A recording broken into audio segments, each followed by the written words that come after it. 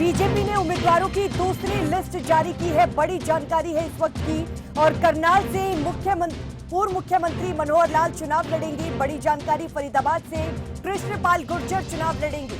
दूसरी सूची भारतीय जनता पार्टी ने जारी कर दी है। गुरुग्राम से राव इंदरजीत सिंह को टिकट मिली है और सिरसा से अशोक तंवर को टिकट मिला है। तो बड़ी जानकारी है। और भारतीय जनता पार्टी ने उम्मीदवारों की दूसरी सूची जारी कर दी है। पूर्व मुख्यमंत्री मनोहर लाल करनाल से चुनाव लड़ेंगे। गुरुग्राम से राव इंदरजीत सिंह चुनाव लड़ेंगे। फरीदाबाद से कृष्णपाल गुर्जर चुनाव लड़ेंगे। बड़ी जानकारी है, दूसरी सूची जारी कर दी गई है। प्रियंका राय संवाददाता इसी खबर पर ज्यादा जानकारी के साथ हमारे साथ जुड़ गई है। प्रियंका, दूसरी लिस्ट भारतीय जनता पार्टी ने जारी कर दी है। जिस चीज का इंतजार था अब वो खबर भी सामने आ गई है, लेकिन इस सूची में क्या कुछ खास है हरियाणा के मद्देनजर, विस्तार से जानकारी। जी बिल्कुल किरण, देखिए काफी दिनों से इंतजार था कि बीजेपी की दूसरी सूची कब तक जारी होगी। तब से कुछ देर पहले दूसरी सूची जारी कर दी गई है, जिसमें करीबन 72 उम्मीदवारों के नाम है और सीट्स बताई गई है कि किस सीट से कौन चुनाव लड़ेगा। अगर हरियाणा की बात करें तो देखिए हरियाणा के सारे सीट्स पर नामों का ऐलान नहीं किया गया है, लेकिन हरियाणा के अंबाला, सिरसा, करनाल, भिवानी, महेंद्रगढ़, गुड़गांव और फरीदाबाद सीट से कौन कौन उम्मीदवार चुनाव लड़ेंगे इसकी घोषणा कर दी गई है। देखिए अंबाला की सीट की अगर बात करें तो अंबाला के सीट से बंटो कटारिया, जो कि रतन लाल कटारिया की वाइफ है, वो चुनाव लड़े। इसके साथ ही साथ देखिए करनाल की सीट काफी महत्वपूर्ण पूर्व मुख्यमंत्री मनोहर लाल की सीट मानी जाती है और यहीं से उन्होंने जीत भी दर्ज की थी। और उसके बाद अगर बात करें तो देखिए करनाल क्षेत्र से इस बार लोकसभा चुनाव का दांव फूकेंगे पूर्व मुख्यमंत्री हरियाणा के मनोहर लाल। और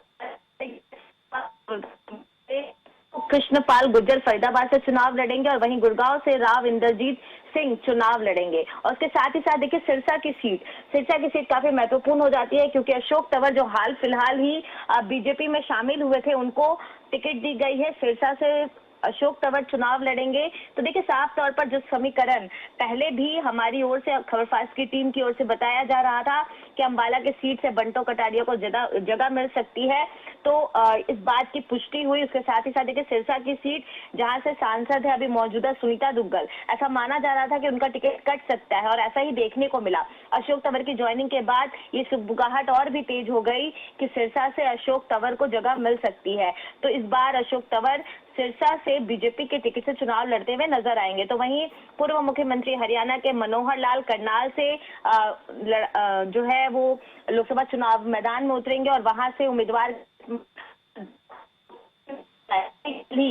मुख्यमंत्री मनोहर लाल ने इस्तीफा दे दिया था, अब पूर्व मुख्यमंत्री हो गए हैं और अभी हरियाणा के मौजूदा मुख्यमंत्री हैं नायब सैनी। देखिए कुरुक्षेत्र सीट से नायब सैनी अभी भी सांसद हैं, लेकिन उनकी सीट पर कोई डिक्लेरेशन फिलहाल नहीं आया है, यानी कि कुरुक्षेत्र से चुनाव कौन लड़ेगा ये सामने नहीं रखा गया है। कुछ कार्ड्स अभी भी हरियाणा को लेकर बंद रखे गए हैं, उनको अभी नहीं खोला गया है, लेकिन जल्द ही उन नामों की घोषणा भी की जाएगी और उसमें तमाम वो क्षेत्र जरूर होंगे जिस क्षेत्र में उम्मीदवार कौन होंगे वो सामने नहीं रखा गया है। खास तौर पर कुरुक्षेत्र की सीट पर भी काफी ज्यादा ध्यान होगा। लेकिन आज की सूची में अगर हरियाणा की बात करें तो सबसे महत्वपूर्ण सीट करनाल की सीट साबित हो रही है, क्योंकि वहां से हरियाणा के पूर्व मुख्यमंत्री मनोहर लाल लोकसभा चुनाव लड़ते हुए नजर आएंगे। देखिए कल ही उन्होंने मीडिया को संबोधित करते हुए भी कहा था कि और भी बड़े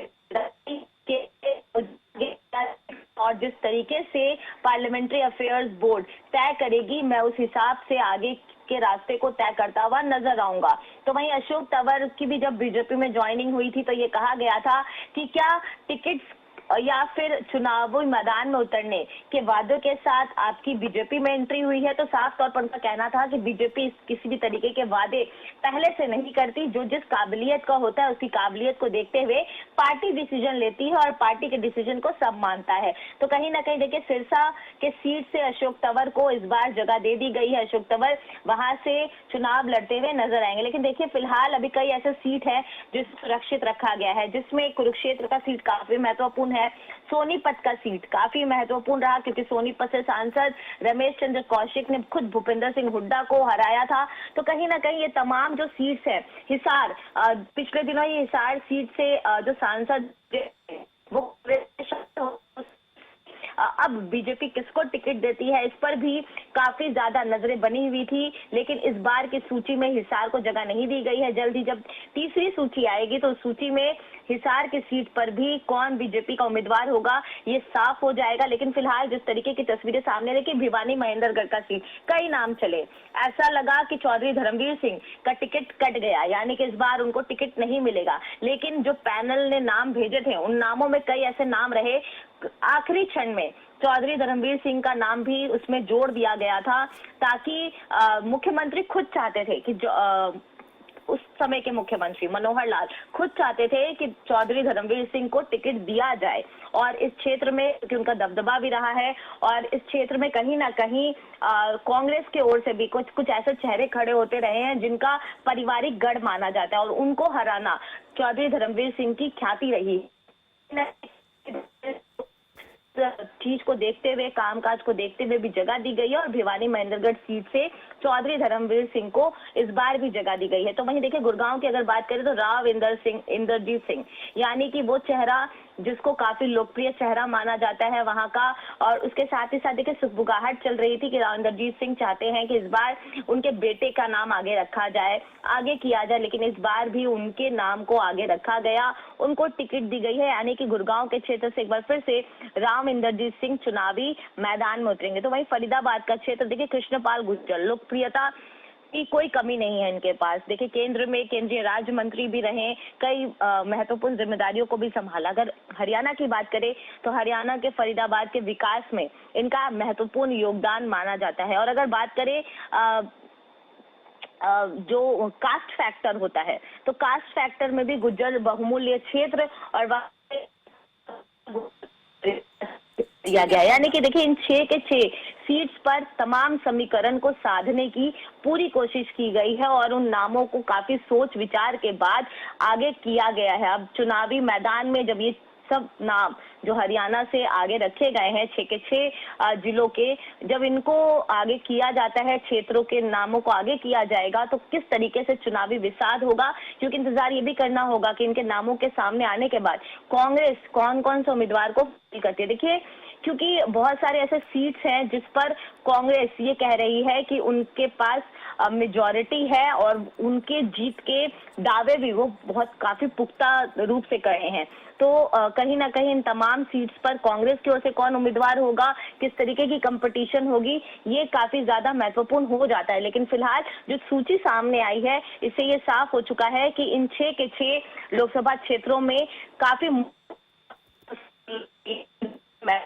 कर लड़ना और दर्ज करना, क्योंकि बीजेपी ने जिस तरीके से टिकटों को आवंटित किया है, इन नामों पर खासा ध्यान रखा गया है और इन नामों को इस तरीके से तैयार किया गया है कि चाहे ऑपोजिशन में कोई भी मैदान में हो, लेकिन जीतने के जो चांसेस हैं ये इन तमाम उम्मीदवारों के पास ज्यादा से ज्यादा होंगे। तो देखिए इन तमाम चीजों को ध्यान में रखते हुए दूसरी सूची जो है वो बाहर कर दी गई। लेकिन अगर हिमाचल प्रदेश की बात करें देखिए तो हिमाचल प्रदेश में भी 4 लोकसभा सीट है और 4 लोकसभा सीट में से केवल और केवल 2 लोकसभा सीट्स पर अभी नाम की घोषणा की गई है, जिसमें हमीरपुर का नाम, जहां से अनुराग सिंह ठाकुर को इस बार भी टिकट दिया गया है। तो वहीं अगर शिमला की बात करें तो देखिए शिमला से मौजूदा सांसद है सुरेश कुमार कश्यप, उनको ही इस बार भी टिकट दिया गया है और सुरेश कुमार कश्यप बीजेपी के टिकट से चुनाव लड़ते हुए नजर आएंगे। तो देखिए कहीं ना कहीं अभी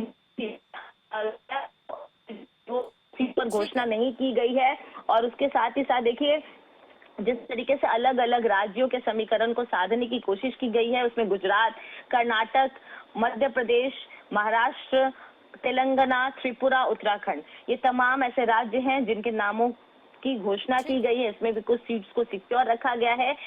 थर्ड लिस्ट में उनके अलग अलग बिल्कुल इस बार के जो लोकसभा चुनाव है वो बेहद दिलचस्प होने वाले हैं। प्रियंका राय, आपका बहुत शुक्रिया विस्तार से जानकारी देने के लिए।